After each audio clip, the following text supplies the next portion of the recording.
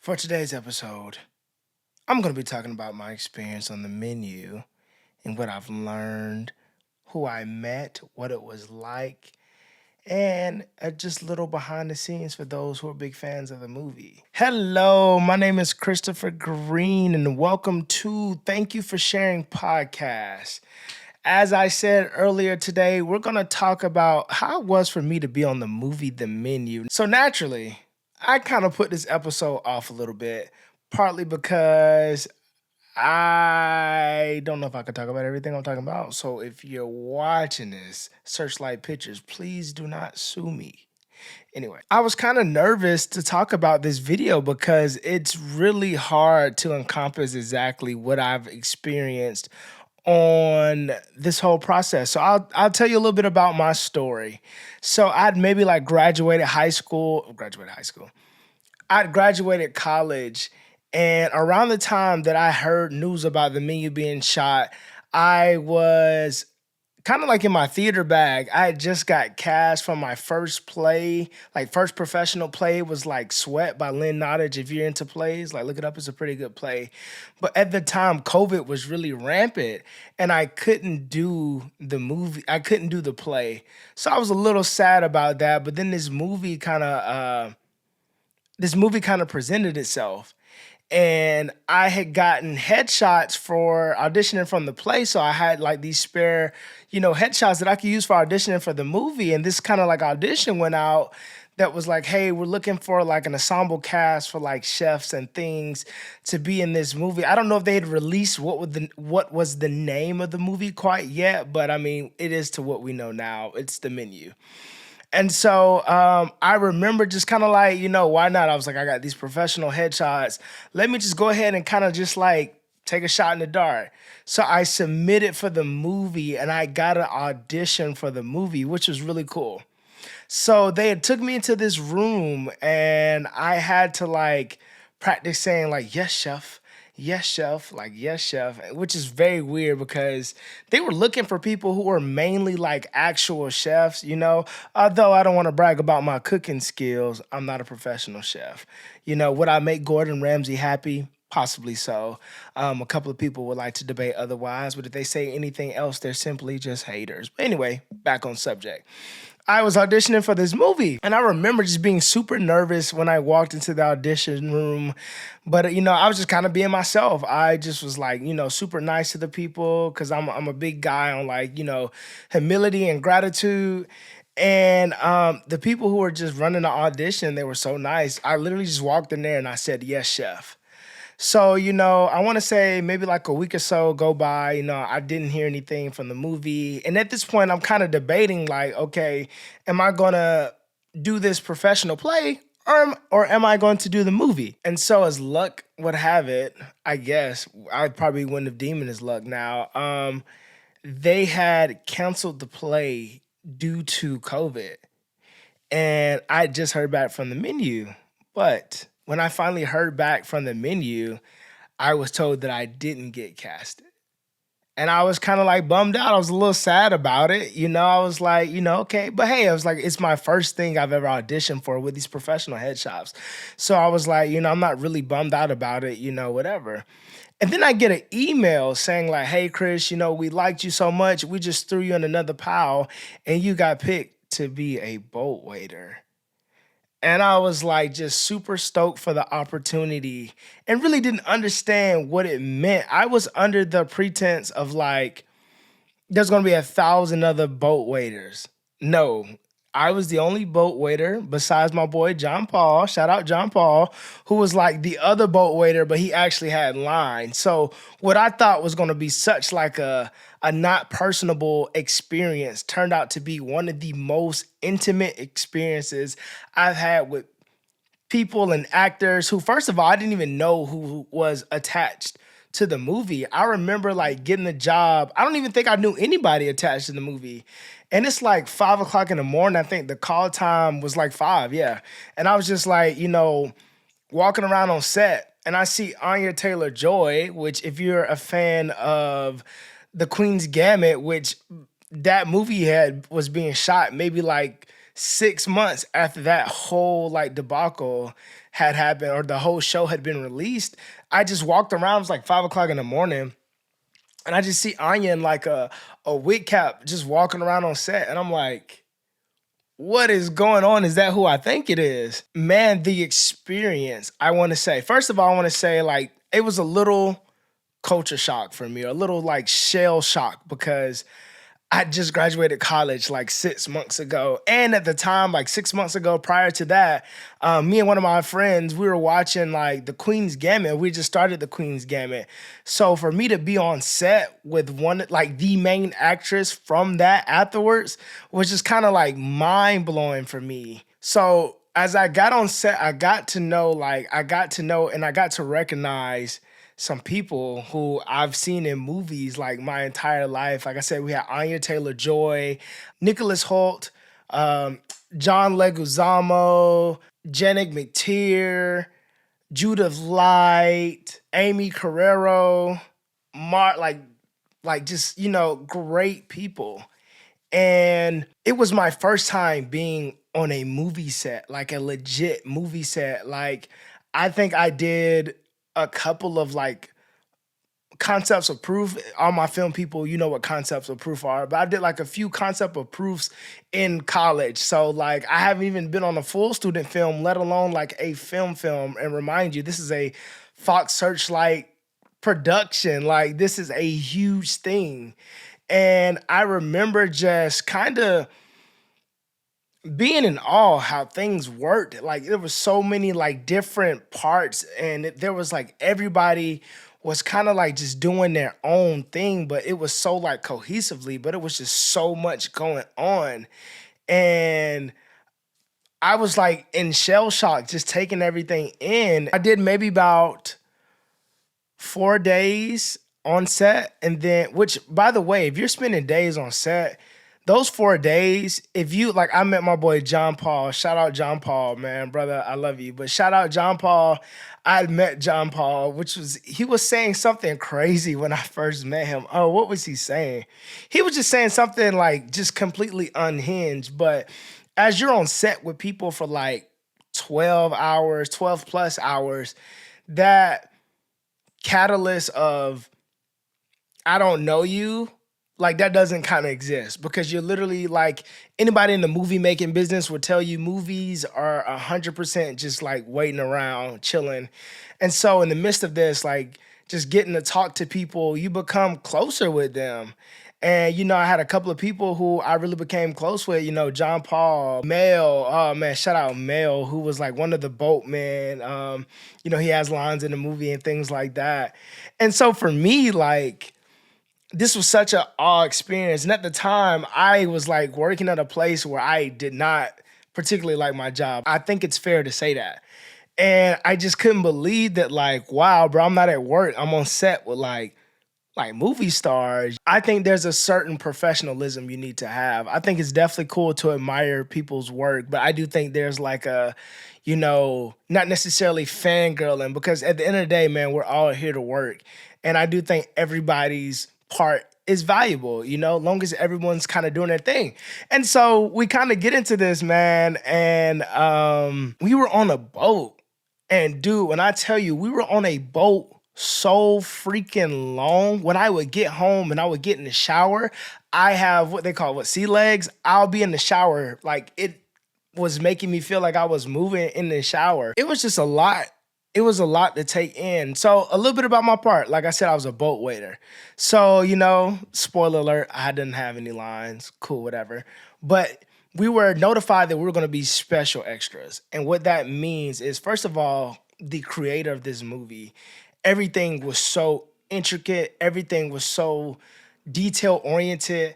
I mean, down to the smallest details, because if you really think about it, anybody who's been background on any other movie, you're maybe seeing for like a split second and, noticing anything about you or anything like that isn't crucial to the plot. However, for this movie, it was very much made emphasis of our facial, expressions and things like that, because all of that was going to lead up into the caveat of the film. If you've seen the film, you know what I'm talking about. And So that we got a little bit more FaceTime and a little bit more intentional movements and like face movement and eye movements in terms. So it was a little like it was cool because there's a little bit more acting than it is just being a regular background. Mind you, I had no idea what I was getting into. And so, like prior to all of this, man, you have like costuming.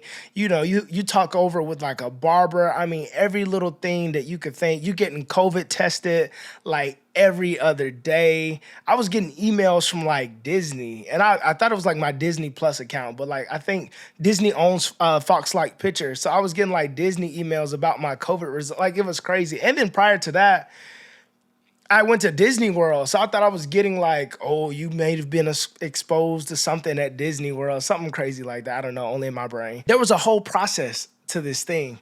I was able to get on first name basis with some people. Like I said, like I was a fan of Anya from Queen's Gambit, and on top of that, bro, I just want to say she is one of the most amazing person to just work with, to be around with.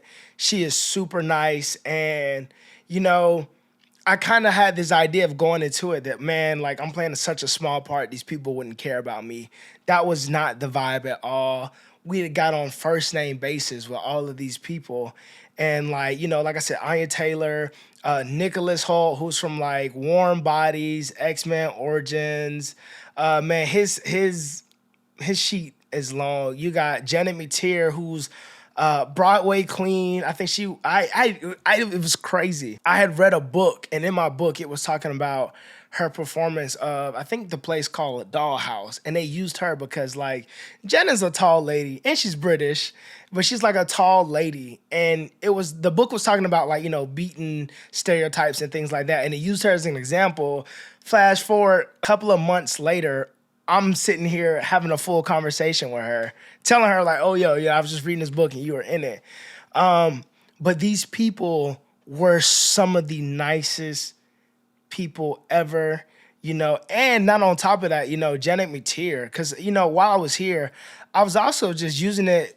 Once I got comfortable with everybody, I was just kind of using it as an opportunity to kind of ask some questions, respectfully, because if you're going to be in these spaces and things like that, you don't want to go about anything disrespectful. So if we got any downtime where we're just like, not talking about nothing, I'm going to sit here and I'm going to ask for like a little bit of advice. I think I talked to Mark. Mark, he played one of the tech bros. I think he's on High School Musical, the series. Me and him talked a little bit about like his journey of becoming an actor. And I think the crazy thing about everybody is like they look so young. Like Mark, I thought was around my age. Mark is like in his 30s. And he was just giving me like, good advice. And we had similar paths of like thinking about going to law school and being like, nah, like I think I'm gonna do this acting thing. And so Janet, we were talking and she was kind of like, just being honest with me. She's like, I know it looks like we're having fun now, and we are having fun, but in our brains, there's so much pages of like dialogues and things like that. And I would say things are so repetitive when you're on the movie set. There's a lot of like cut, run that back. And then Mark Malloy, who was the director on there. And if you're a fan of the show Succession, Mark has directed a lot of episodes, and Mark is the nicest guy ever. He's like, Chris, mate, like you're great. Like he's so cool.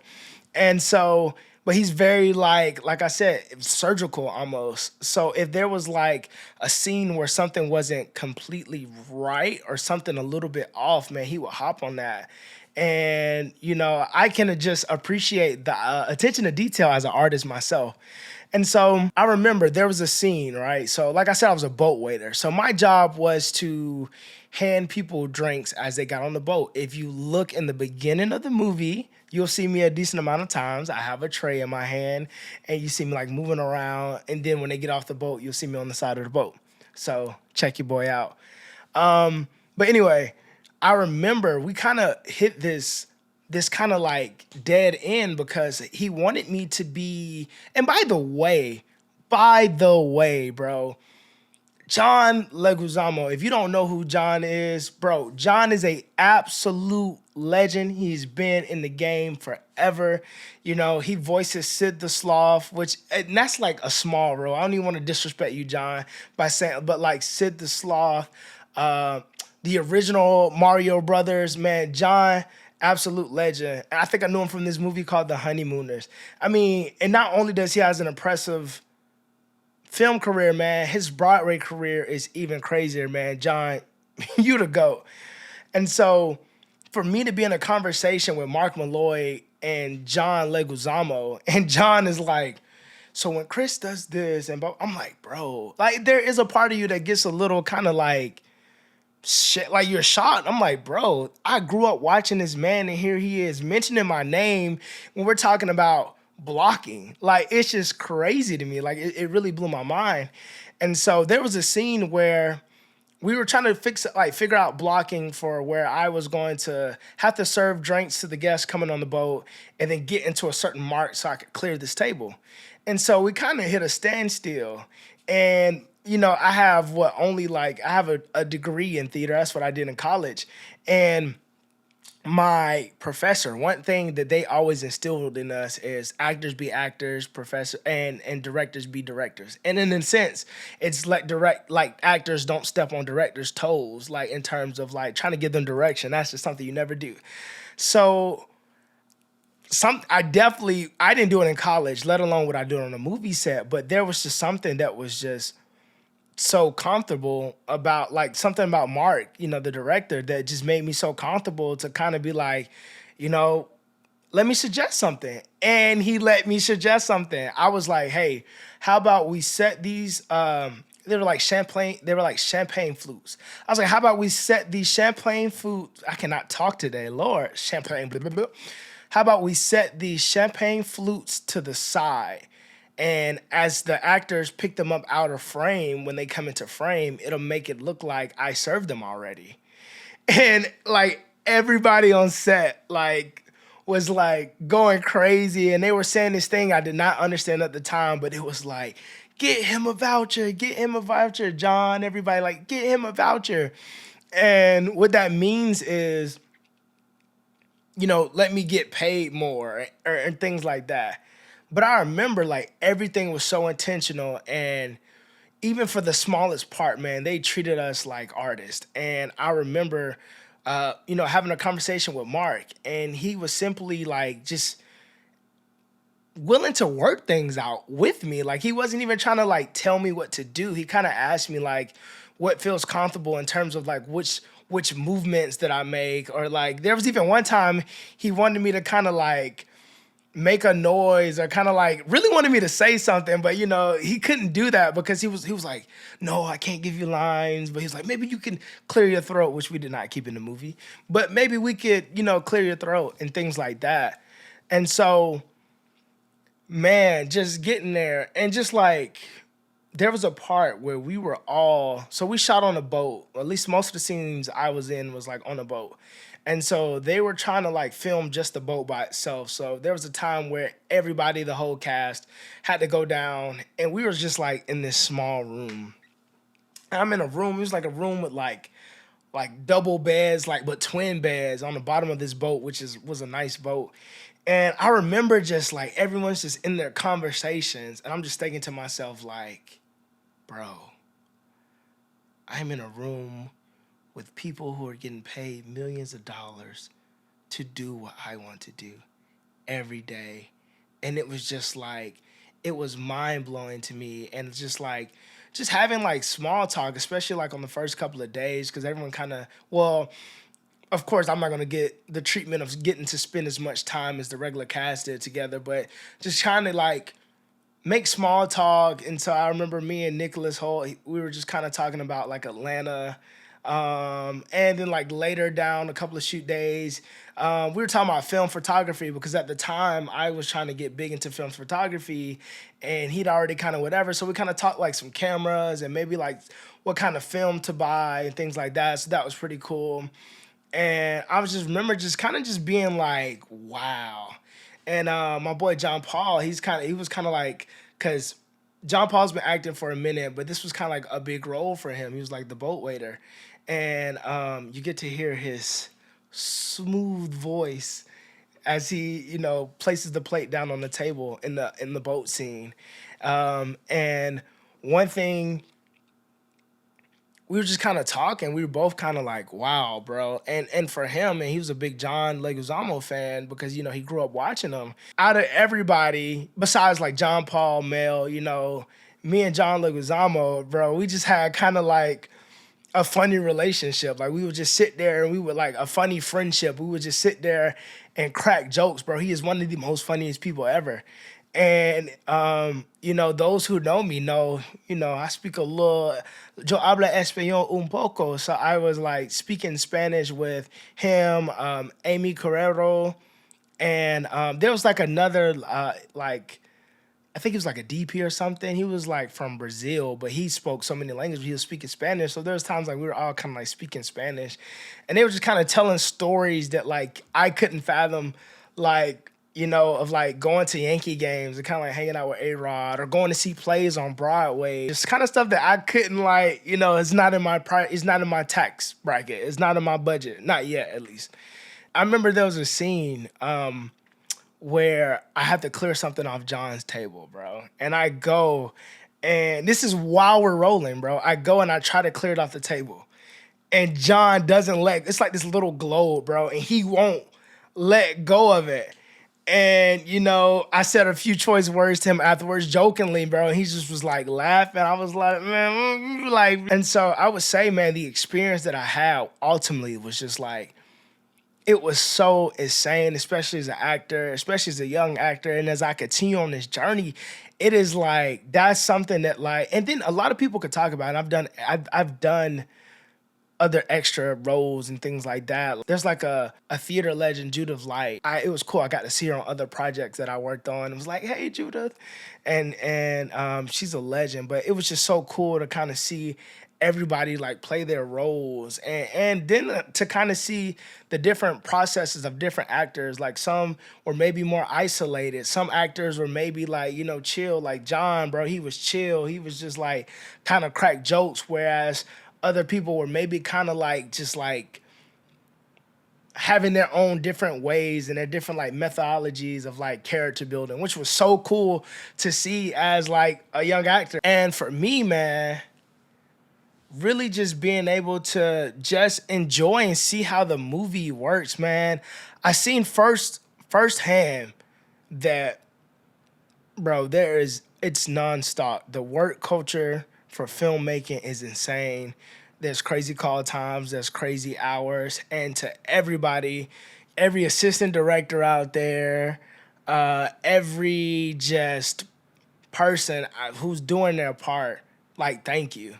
Because you see how important it is that everyone do their part. Like, for example, if you've watched the movie, my scene is like 2-3 minutes top. And that took us like 5 days for 2 or 3 minutes. So everything is so small, like everything that you think is small is so major. Like we had, prop designers who were coming in and like changing out props constantly. You had costume designers coming out and doing what they call first looks, which is like, just prepping people for the camera. You got your stand-ins. And speaking of stand-ins, shout out my brother Zach, man. My brother Zach was a stand-in.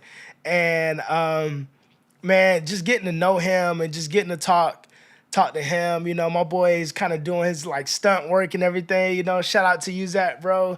One of the coolest people ever, man. Ultimately, just getting to meet people. I got to meet, my boy Angel, a lot of other people, and just kind of getting to hear different people from different walks of life and seeing what artistry, goes into all of these things. I even met people on other projects that were on the menu that I didn't know at the time when I was doing the menu, and I met them afterwards, and I seen them on the menu, and it just really kind of like it was cool just to kind of talk about it because we had different experiences because they were maybe shooting like different days than I was shooting.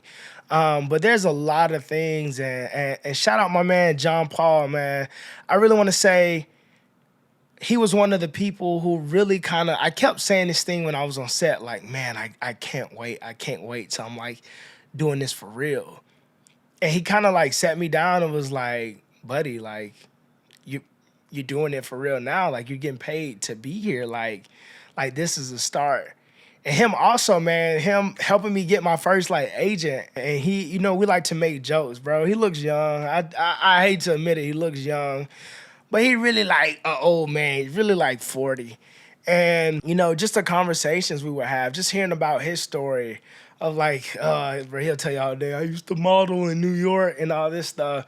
But just like, hearing his story and Mel, who has an impressive career, these are people who like you don't recognize until you really like look deeper and see that their resumes are pretty impressive. And as an actor or anything like that, to see them do what they do, man, is pretty impressive. And for them to give me like advice, I was just trying to be expunged the whole entire time I was there. I remember talking to Mark and having a conversation with him and being like, this is my first time on a movie set, Mark. And he's like, Chris, mate, I'm sure it won't be your last. Gary, who was like the other AD, who was just like this so intense guy, but bro, he would just joke whenever he would have some downtime. I wouldn't joke with him, he would joke with me because I wouldn't joke with him and he, want to chop my head off because like his job was to make sure everything was going on time. But to see the cameras, or just like the lighting. I was in a room when they were filming one scene, like, and I was like only a couple of steps away from the actual actors, and you couldn't even hear them because like the volume was so low. And to hear it in a movie and to think like, bro, I was in the room when they took that sound, it's kind of crazy to me because it's like I could barely hear him. I was only a few couple of like footsteps away. So it's like movie magic. I did not get to meet Ray Fiennes though. If Ray Fiennes, who is probably one of my favorite actors because he's in a lot of movies that I like, Grand Budapest Hotel. He plays Voldemort on Harry Potter. Like, what a legend. And I didn't get to meet him sadly because he was like not shooting the days that I was shooting on. And I would say ultimately just seeing actors in their different stages of life. Like that's cool. Like you have some actors who, have done more movies than the other actors. And so it was kind of cool to hear their stories, man. Mark St. Cyr, I don't even know if I'm saying your name right, Mark. I apologize. I don't think I ever said your last name out loud. Um, I think he put a video on like his YouTube talking about like, God and right timing and how this movie came around, kind of like when he needed it. And so it was just cool to kind of like hear people's stories and as actors and for them to be all mad respectful, like all of them were super nice. I remember we would sit in their chairs and there was a day where it was like maybe one of my last days where we were just all kind of like we were sitting in their chairs. They didn't really care. And if you've been on a movie set, sometimes bro, it's very like classism. Like certain movie sets is like we don't mingle with you and things like that. But that was just not the attitude on the menu by all. Like we were just sitting in their chairs. I remember Janet McTeer. If you don't know Janet McTeer, if you watch Ozark, she plays Helen, which is crazy because that's such a cold character, and she is the nicest, most funniest person ever. And I remember like my phone had died and they were playing some kind of word game, like the cast, they were playing some kind of word game. And I remember just kind of like just sitting there, I was tired, not really being on my phone. And Janet looks over at me and she just says out loud, it's funny that like you're the youngest one over here and you're not even on your phone. Like, ain't that ironic? And I was like, I would love to take credit for saying that I have the willpower to not be on my phone. But to be honest, my phone died and she gave me like her phone charge and she was like, oh dude, I cannot do a good impression, let me see. She was like ask babe and you'll receive. Like, oh my gosh. Sorry Janet, I butchered your English accent. I would admit there were certain things that I didn't know that was like going on for the film. Like I remember the only information told to me that it was going to be like a dark comedy and like a cult classic. And so like I knew bits and pieces, but I didn't know a lot of things. But I would say just ultimately like the environment, the food, Bro, they fed us so good. I was eating like I was eating so good. I went up to the catering company and was like, "Do y'all have a restaurant? Like, where are y'all located?" And then I found out they were only a catering company. I don't even know what the catering company is, but whoever y'all are, shout out to y'all because the food was delicious, bro. We had like steak, like salmon, like we were eating good. And I remember one day, I remember John Leguizamo being like, "Oh, Chris, what are you gonna order for food today?" And I was like, "Order, John? Do you not know who I am? I'm not you, brother. I don't get to order my food. I gotta go get my food." And things like that. So it was just cool, man. For Anya to like, she would check on me and be like, "Oh, like, are you okay? Like, is that tray heavy?" Like, she was just one of the most nicest people, and just like the conversations I had, and like just the wisdom that I got for like from some of them. Like, I go back to John. I'm gonna talk about John a lot, but me and him talked a lot, and he was telling me like student films was kind of like his first kind of way of like getting things. He was like he would just go and just do a lot of student films, and that would give him like that would give him like recognition because people would recognize him from like student films and like that, and that kind of would help start his career. So it was just kind of like information and things like that, and being able to take pictures with them and kind of document it really means a lot to me because I was just really at a time in my life where I just needed some like motivation. Until this day, it's still motivation,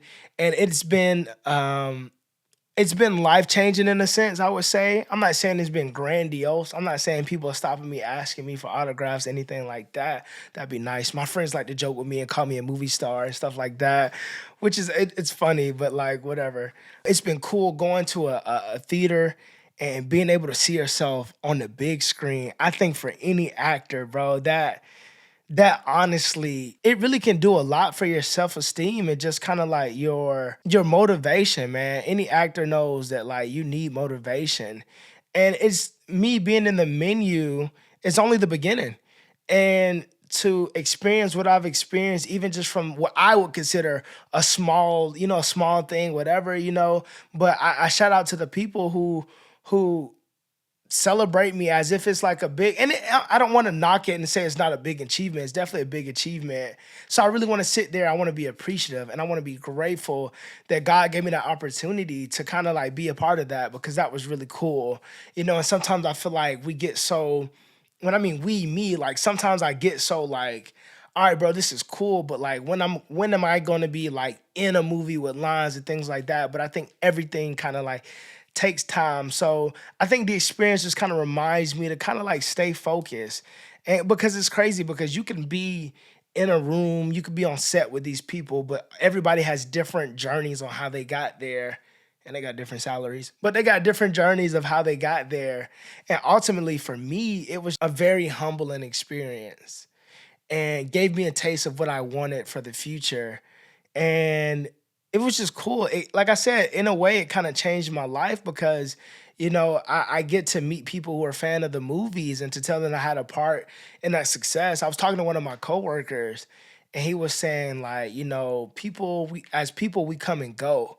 But like we got things like movies and stuff like that to kind of keep our legacy on. And in a way, my legacy will live forever in the menu if I don't accomplish anything else, which I hope is not the case. Just to kind of experience that, and then to realize that that was not a normal experience. Like, not everyone has a time on set where it's so cool and all the actors are cool and nobody's kind of like being like prima donnas. Like, everybody was so professional to work with.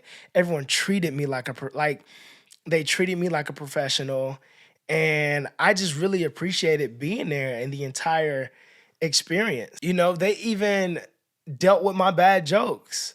There's a guy that plays Ted in the movie. His name's like Paul Alderstein, and I remember just like Mark was giving us directions, really giving them directions, well, everyone directions, and afterwards I made a horrible joke of like, "Wow, bro, I don't what happened to the boat waiter's 30-minute monologue? I guess we got cut." He was like, "Yeah, man, like, oh dude, I know about," like he was just like joking with me. So like everybody was just they were cool sports, and the locations that we shot at were pretty cool. And just to kind of like experience that and kind of go back to like my quote unquote regular life, like it was motivation. And I'm very grateful because I understand that people don't have opportunities like that, so I'm not saying I want to take that for granted. But I'm looking forward to continue to grow as an artist and to really show what I can do as an actor. I don't think I really show what I can do as an actor yet, and I'm really excited for the projects that will push me, and I'm really excited for the things that are to come next. And so, and I'm not gonna lie, man, I was real kind of like hesitant about making an episode about the menu because I kind of didn't want that to be my identity. I didn't want to be known as the guy that been on the menu and that's all he talks about. But I'm kind of learning to kind of lean into things and use things as an advantage. I think it's definitely an opportunity to be on the menu. So I'm definitely going to talk about my opportunity, and I'm definitely going to talk about what my experience was like so that everyone else can move or navigate, whether that's actor or whether that's, different things in the artistic community. Never knock yourself. It is, dog, I think that's one of the hardest things to not do is knock yourself. I think imposter syndrome is so real, and I think it lives within all of us. And I think instead of boasting about the opportunities that we get, I think if we just turn them into gratitude, then ultimately you can feel okay about accepting those things. You don't have to feel like I don't deserve this. If you just look at it like, wow, I'm so blessed to be in this position, and you take that and you keep it pushing and you keep adding the fire, fuel to the fire for what you continue to create as an artist, then I think your imposter syndrome will be dialed down a little bit. Like it just takes like just accepting it, just gratitude. I got career advice like from John and from Mel Fryer, who's just like, he's been doing this forever. Real cool friend of mine. Like I could text him. Shout out Mark too. He's answered a couple of DMs about like acting advice. So I think if you're interested as an actor, definitely get on a movie to experience those experiences because I think you will learn something from them. Now, I'm not gonna lie, I try not to do as many background jobs because I don't want to be labeled as a background actor. But on top of that, like it doesn't feed the hungriness I have to kind of like want to experiment or kind of want to actually act. But the whole movie itself was just like a cool experience. Seeing myself on the big screen was a cool experience, and for it to be still relevant today, as I like see myself on streaming services and things like that. I remember, man, my friend's grandma Nani, shout out Nani, I love you, Nani. She sent me a video from a clip they've shown that was on Good Morning America, and I was in the clip, and it was just kind of crazy to me, like, wow. Like, even though for a couple of seconds, I was on Good Morning America, and people got to see that. And, it don't mean nothing to them, but it means a lot to me because ultimately it's just fuel to the fire. So my whole experience on the menu was amazing. I don't know if you was expecting me to, throw some people under the dirt or not, but ultimately, like I can't really say nothing bad about anybody. Like the experience was cool. Everyone was down to earth. I hope I didn't say anything that's gonna get me sued. Please don't sue me. I'm just talking from the heart. Thank you all again for tuning in to another episode. I'm gonna try to continue to be consistent, getting comfortable behind this microphone, being vulnerable. And I really just appreciate everybody out there supporting me and really, staying on me. Like I am so grateful for those that listen, to those that are subscribed. As the community continues to grow, I'm just gonna continue to be grateful. And I'm gonna show my gratitude from day one. So thank you for spending your time with me. And I wanna say thank you for sharing. Is that getting corny? I don't know. I like ending episodes like that. But anyway, bye.